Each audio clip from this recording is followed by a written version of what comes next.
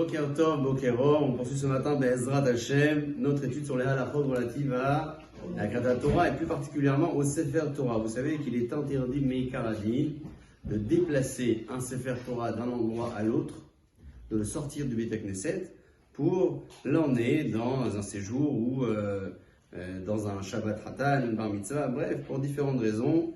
Il est donc interdit initialement de le déplacer comme cela. Comment faire aujourd'hui lorsqu'on a besoin d'un Sefer Torah à l'extérieur d'un Beit Knesset? Il y a deux tendances différentes. La première, c'est de le rendre pasoul en y mettant un petit peu de cire sur l'une de ses écritures. Une partie de l'écriture, on met un peu de cire, et quand il arrive à destination, on retire la cire, donc le Sefer Torah était pasoul pendant le trajet. La deuxième option, c'est celle que l'on privilège bien évidemment, c'est de défaire les coutures entre un chumash et un autre. La majorité des coutures qui relient un chumash et un autre, on les défait de telle sorte à ce que le Sefer Torah soit également pasoul pendant le trajet. Tout cela, bien évidemment, on le fait même lorsque le Sefer Torah est accompagné par une dizaine de personnes et qu'il y a un kavod qui lui est donné. Il est bon donc d'agir de la sorte.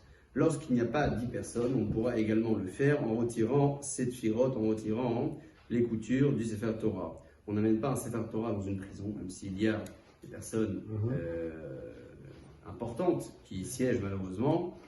Dans un Beit Havel, dans la maison d'un endeuillé, c'est un peu différent. Si on a la possibilité de faire déplacer un Sefer Torah pour la semaine du Havel, on le fera avant la Tila. On n'attendra pas le moment de Sefer Torah pour solliciter le Beit Knesset qui est près de la maison pour amener le Sefer Torah. Puisque normalement, c'est le Tzibour, le Kahal qui va vers le Sefer Torah et pas le Sefer Torah qui vient vers le Kahal.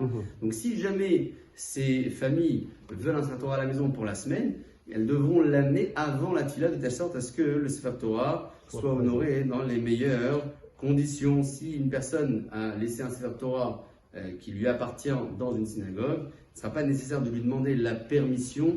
Si jamais on a envie de le faire sortir dans les cas que j'ai cités donc, juste avant, on le fait aujourd'hui malgré tout, on demande la permission de Shum Derachel d'Achenoan, mais le Karadin, ce n'est pas nécessaire parce qu'il l'a prêté pour que le Tzibour puisse venir dedans dans toutes les conditions nécessaires au primitif.